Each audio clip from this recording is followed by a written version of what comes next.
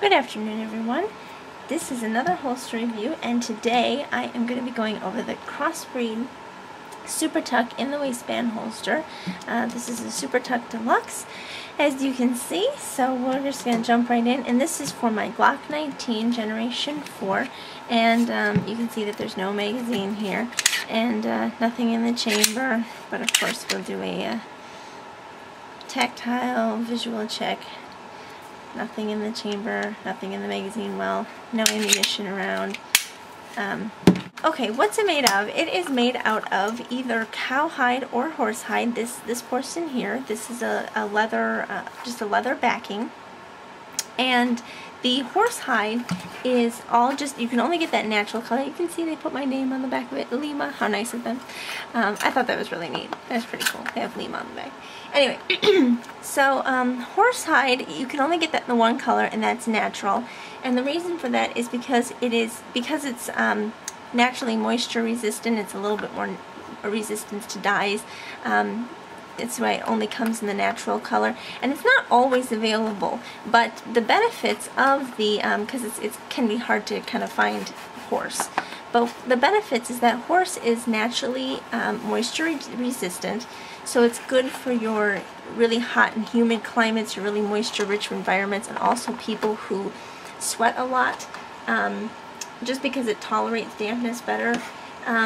So I opted for the horsehide, but of course you don't have to if you don't want to. It also comes in cowhide, and the cow only comes in the black color. So at least as far as I saw on the website. So the cow only comes in the black, and the horse only comes in the natural. Now you can get, this is just the standard, I basically got the standard version. You can get the combat cut, which comes up, it's cut a little bit more to reveal the grip, so that you can get a full, a full combat grip instead of having to kind of push it out when getting your grip on your firearm. These are the standard belt loops, and you can see they're separate. And the reason they call this a SuperTuck is because you can tuck your shirt in around these clips, so that you can tuck it in just like if you were wearing a tuck-in shirt or a nice pair of slacks or whatever. You can tuck your shirt in around these, so they're kind of offset for that purpose. But these are your standard clips. They call these the snap lock clips, and these are some hefty duty clips, let me tell you. They are metal.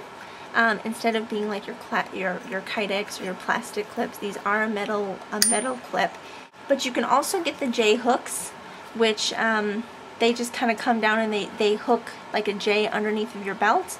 Or you can get the V clips, which are it's kind of like a J hook, except for it has Velcro on it, and the Velcro, there's Velcro on the inside of your belt and Velcro on the clip, and it just kind of Velcros to your belt instead of clips around it. So those are options that you can get for the SuperTuck as well. Obviously, the body here is Kydex, and they make them with this kind of open bottom so that you can get, so that a single holster fits many different models of the same make. Like for instance, here I have a Glock 19. This holster would fit a 17, it would fit a 26. It would fit pretty much all the same size. The 40 versions, I can't remember all the numbers, like the 27 and the blah blah blah blah blah blah blah blah blah. But that's what these holsters are made for. And like for instance, if you were to get a 1911 version, this would fit a 3-inch, a 4-inch, a 5-inch, and all the variations depending on whether or not you got them for, if you had a rail or something like that. I've had some people, if you look around on the internet, you can see some people where they fit, actually quite dozens of different guns in this same holster. So it's very versatile for fitting other different makes and sometimes models, depending if they're close to the same look and feel, like for instance the Glock. The Crimson Trace grips, do these accommodate Crimson Trace grips? They can, provided that you specify that you want them to fit Crimson Trace grips when you order it. Does it have a reinforced mouth? No, it does not have a reinforced mouth, but because of it being Kydex and it's that really hard material, you really don't need one for this type of a holster. It does not have a retention device. And they do, what's included with this holster is they do send you instructions on how to increase the retention a little bit for these. They are kind of made a little loose on purpose because some people don't like heavy duty tight retention, but they send along instructions for with just either a heat gun or a blow dryer. You can actually melt this and push it down to create just a little bit more retention around your trigger guard to hold it in a little bit better. So you can do that on your own, or you can send it back to them and have them do it for you. And does it have a bodyguard or sweat shield? Well, pretty much the whole holster is a bodyguard or sweat shield, and that's kind of the purpose of it, is that it's supposed to be really, really comfortable against the body because it's this nice, huge panel of soft leather. So yeah, pretty much the whole back side of the holster is a body shield or sweat guard. Is it adjustable? Yes, it is adjustable. These here, these clips here can be moved. As you can see, there's these different adjustment points here. You can either make it to be an extreme forward cant, more of an up and down cant. If you were to move this one down and move these ones up, you can make it a little bit more of an up and down. You can really move this around. Build quality. Obviously, there's nothing really on this leather that you need to build. This is basically just a cut of leather, but something to look for in such a large cut of leather is the quality of the leather piece itself. Is the leather piece, is it brittle? Is it, has it been cut well? Are there any portions where it would be, rough or hard against the skin? Is it is it a nice cut of leather? Are there any cracks? Are there any, is it too brittle where it's going to start tearing and breaking? This is a very good cut of leather, and I've never heard anyone complaining about the leather quality on these SuperTucks. So that's something to note for a holster like this. The Kydex portion is nice. It's got the smooth lines that I've talked about before. It's not there are no rough edges or no cuts that could really, hang up on your clothing. Not that that would really be a big deal, because this isn't going to come in contact with your body at all. This portion is going to be towards your clothes, but even still, it's not going to rub holes in your clothes or anything like that. So this is a pretty decent cut, or pretty decent mold of Kydex here. It is well formed. There's no over molding to where it's going to hang up on the gun. It's nice and flared open so that the gun, the front sight, this has got a great flare up here. You can see it. It's really nice and flared up here so that the front sight won't get caught up. And it's really flared over here, so you really got nothing that's going to catch up on the gun as it's being drawn out. As you can see here, like I said, here's the front sight here, and as it's coming out, it's really going to clear that really nicely. So nice and open. There's a flex to it, but there's no real bend. It's not so brittle that it has any cracks or breaks in it. I really looked over it pretty closely, and there are no cracks, no overbends or anything like that. The hardware itself, the rivets, the clips are nice, good quality. I've heard great things about these kinds of clips being very rust resistant, which again is great for your high humid or your people who sweat a lot. You don't want your clips to start rusting. I've heard many good things about these just lasting forever. And these are, nice tight rivets. I've been wearing this for a couple months now, and I haven't had the any of the rivets come loose or anything like that. So those are good. Recommended body clock positions for this holster, kind of between 3 and 5 for your right-handed, and between 7 and 9 for your left-handed. But that sweet spot kind of seems to be between 3:30 and 4, or 8 and 9:30 over here. Just a little bit more behind the hip.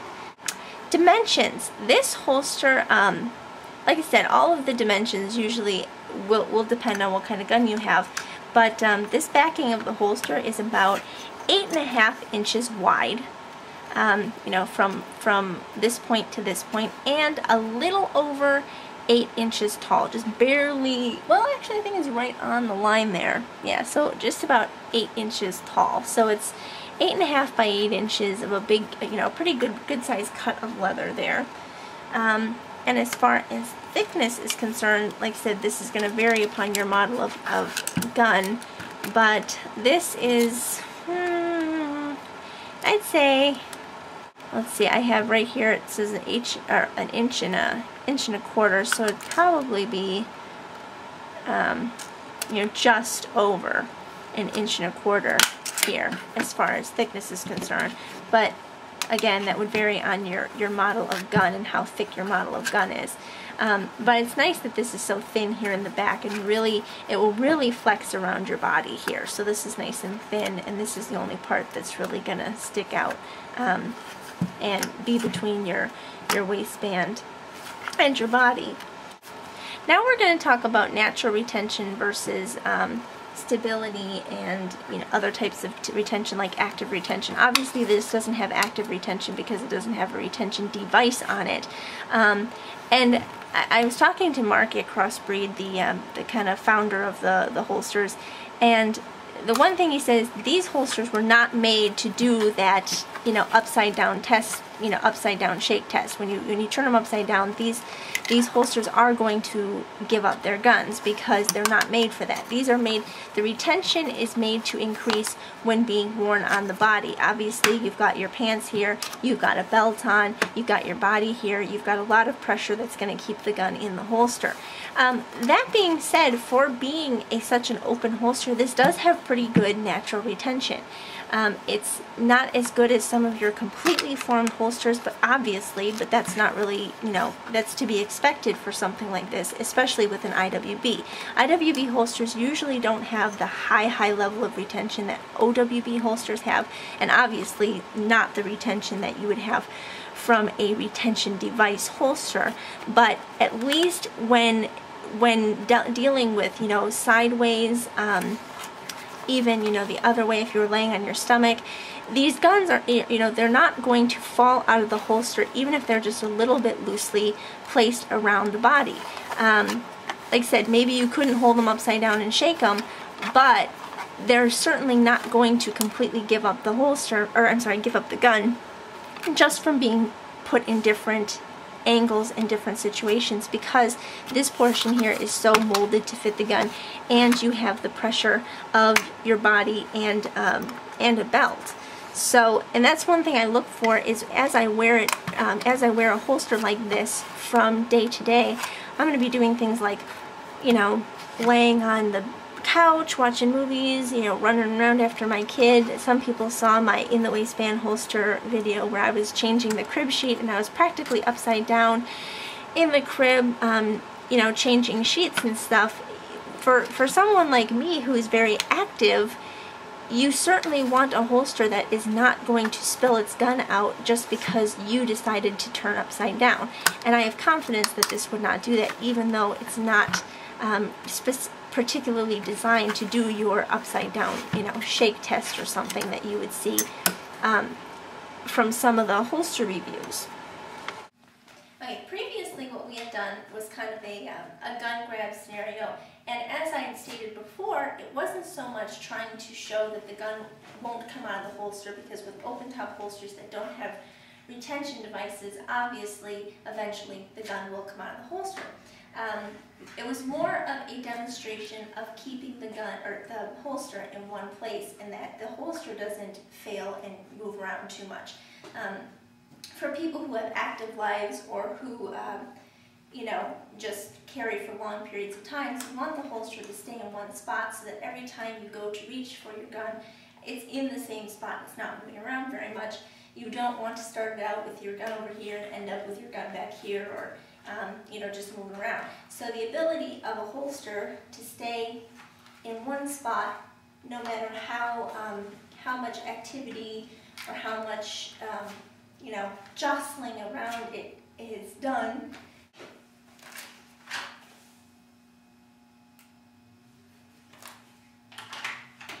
does have pretty good one-hand reholstering though for an IWB.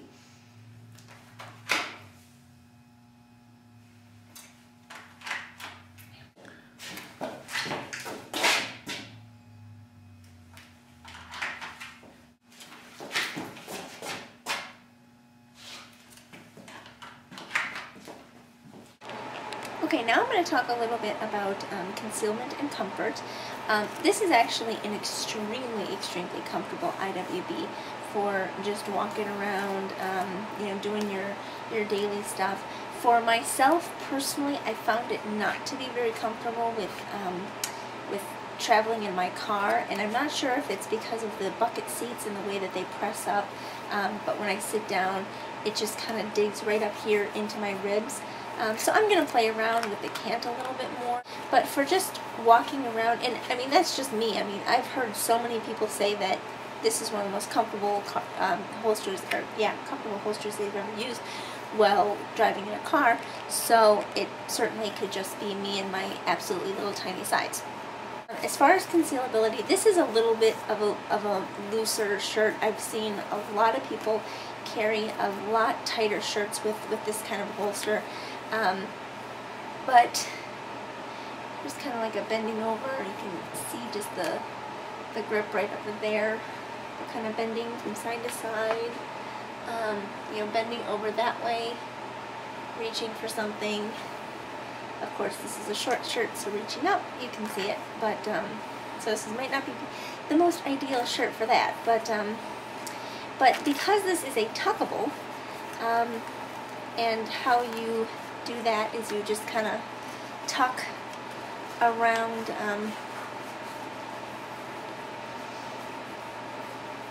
around the holster. You'll always be able to see the clips, but with a black belt, I'm wearing a white belt tonight, as you can see, and this is certainly not a gun belt. But there you have it tucked, and you can just kind of pull out your shirt just a little bit to have it loose, and you can see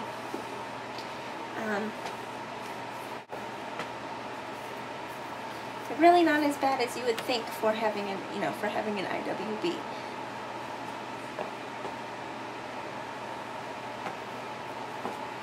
But then again, I am as small as they come, and of course leaving it untucked, much better and very, very concealable.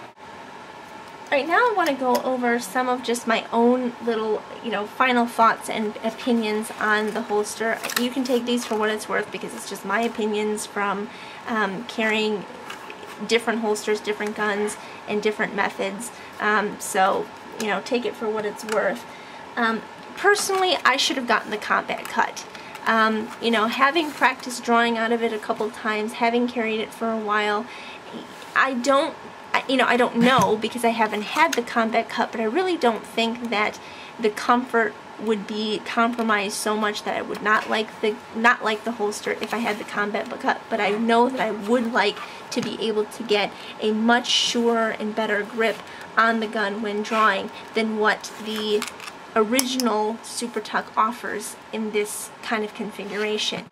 Another thing that I found when I got this holster was I was able to fit my airsoft Glock in it, which was good because I was taking it to my Force on Force class. But what ended up happening is the magazine release on my airsoft Glock is extremely, extremely weak, and it ejected my magazine a couple of times.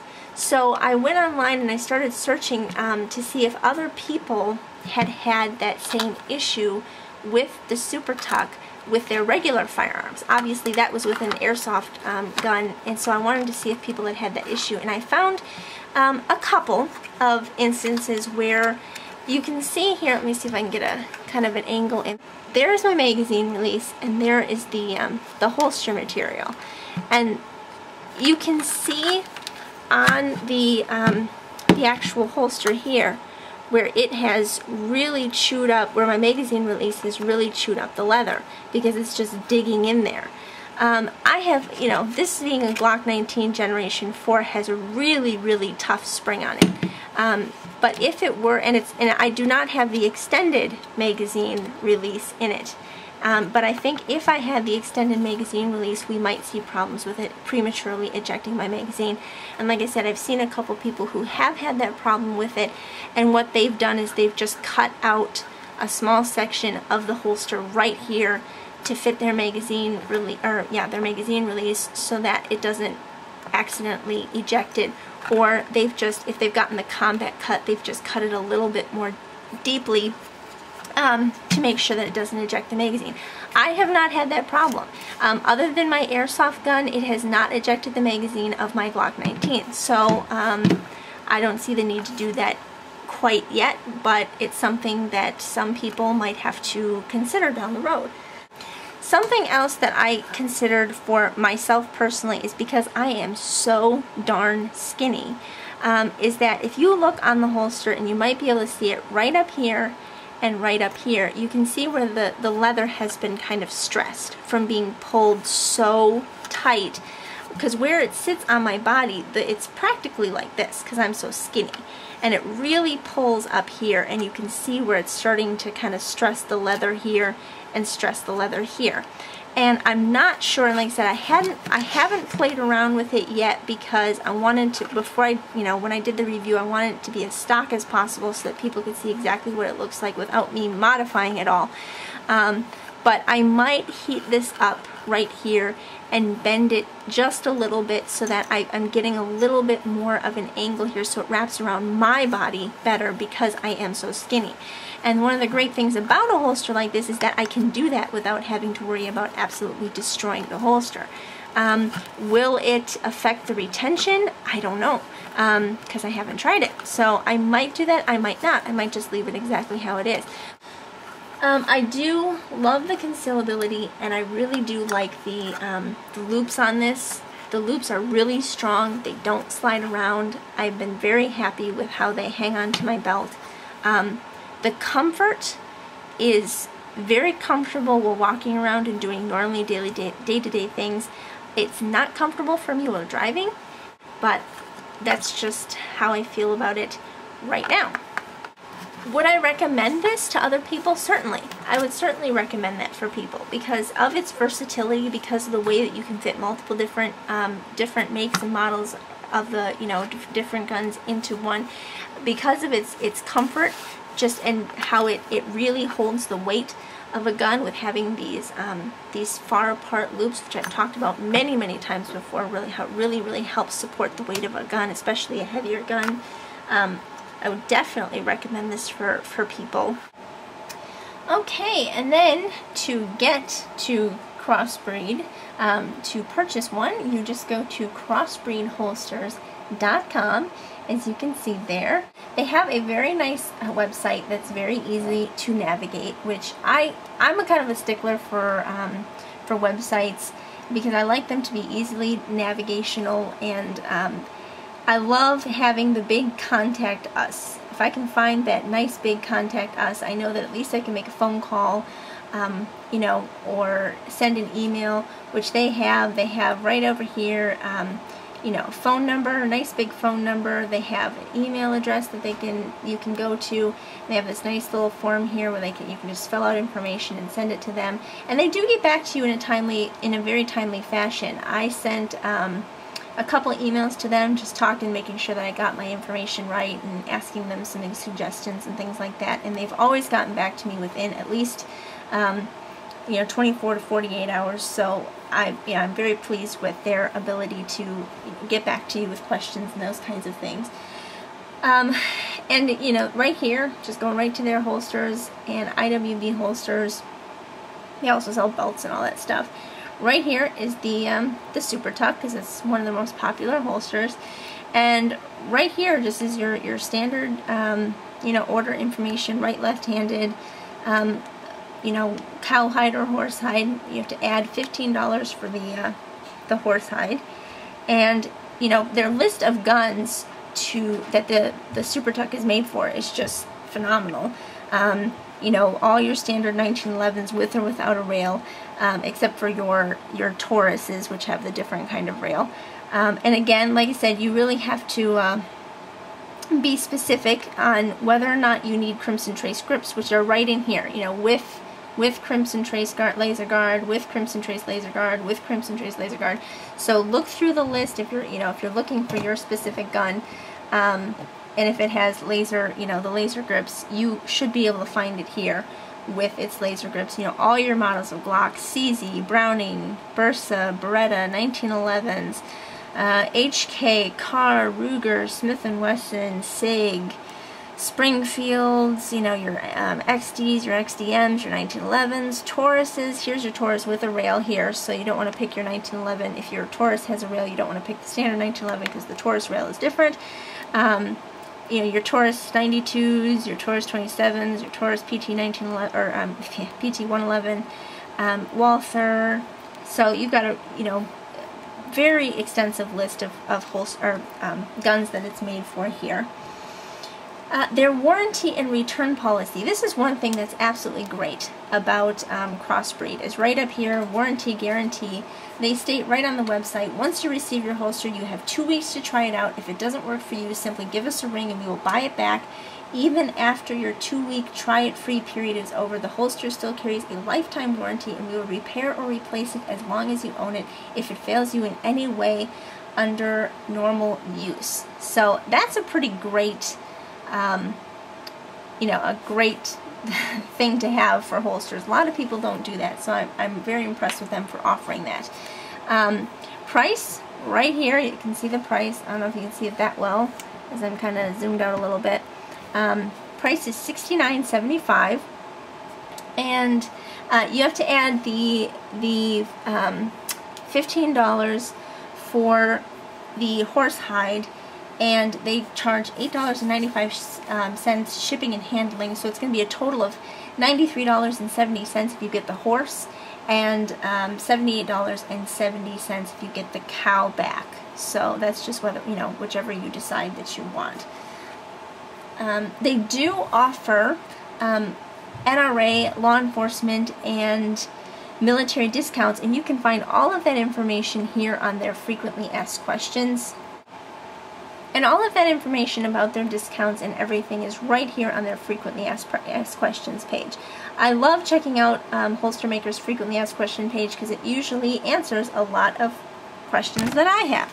So they talk about the combat cut, they talk about the horse hide, they talk about discounts here, and they do have updates, so I'm not going to give you the discount information because you're just going to want to have to check that out on their website by yourself. Here's the difference between the J hooks, the V hooks, and the snap lock, which you can see here. This is the snap lock, this is the J hook, and this is the V hook right there. You can see the difference in them kind of slightly. The wait time is about 3 to 4 weeks on these holsters, so you might get it right away and you might have to wait a little bit, but 3 or 4 weeks on the wait time is not that bad for a nice quality holster, believe you me.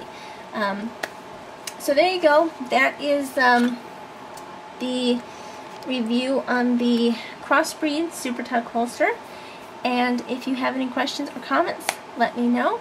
I hope that helped you out, and we'll talk to you later.